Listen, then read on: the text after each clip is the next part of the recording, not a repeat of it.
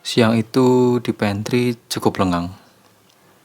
Cuma ada Yani, karyawan baru yang sedang duduk memandang sebuah foto bocah laki-laki sambil nunggu shiftnya mulai.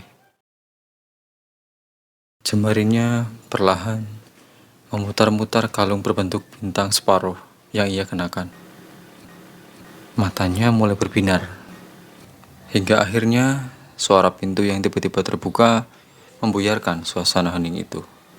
Nah, ini dia. Mas Toto, office boy senior, masuk secara sporadis sambil menenteng sapu dan kemoceng. Yani refleks memasukkan kembali foto tadi ke dalam dompetnya. Ini dia apa, Mas? Tanya Yani. Mas Toto mengambil air minum, kemudian duduk persis di depan Yani. Tadi, kata Mas Toto, Mas Anwar tanya ke aku. Mas Anwar yang bagian keuangan? Tanya Yani. Iya, yang orangnya tinggi, pakai kacamata tebal banget itu. Tahu kan? Pernah dengar namanya sih, tapi belum pernah ketemu kayaknya. Kenapa emangnya, Mas? Itu, tadi dia tanya tentang kamu.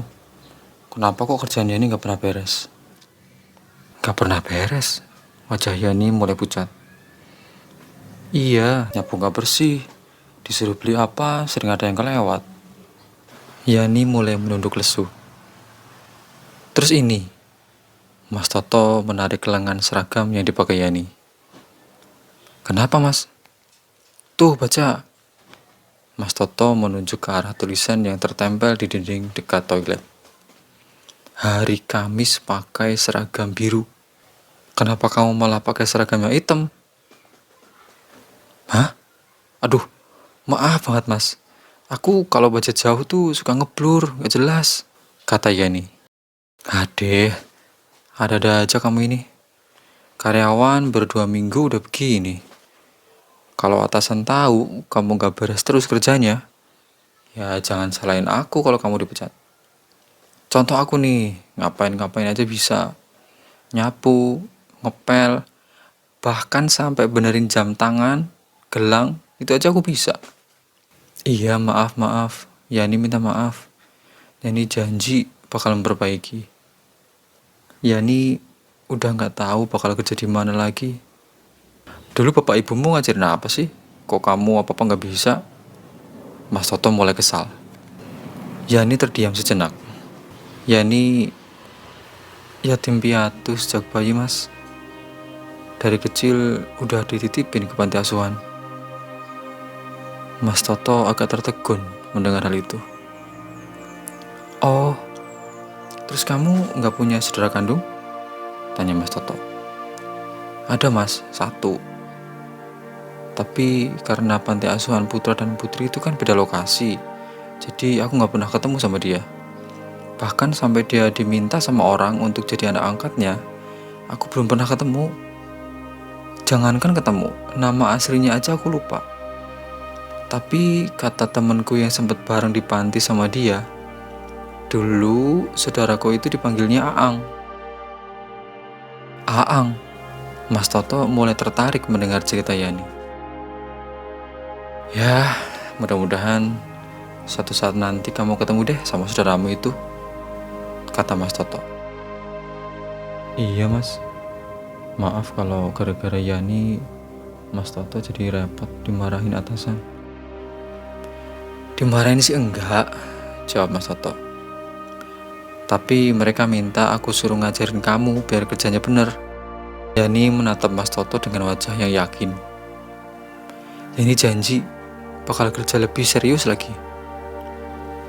Nah, gitu dong.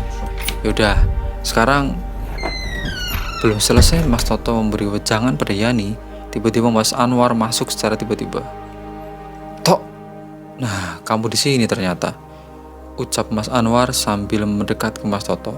Ada apa, Mas? Ngagetin aja, ucap Mas Toto. Ini, kamu kan pintar benerin jam, gelang gitu-gitu kan?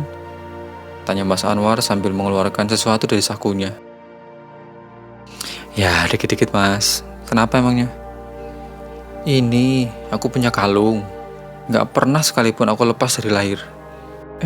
Kemarin pas aku jatuh dari motor, lepas. Untung gak hilang. Mas Anwar menunjukkan kalungnya ke Mas Toto. Yani yang sedang duduk di depan Mas Toto ikut melihat seperti apa kalungnya. Yani kaget bukan main saat tahu bahwa kalung Mas Anwar itu adalah pecahan dari kalung yang ia juga pakai. Yani kemudian melepas kalungnya dan menempelkannya ke kalung Mas Anwar. Mas Anwar kaget. Ia menoleh ke wajah Yani dengan tatapan yang tajam dan penuh rasa tidak percaya.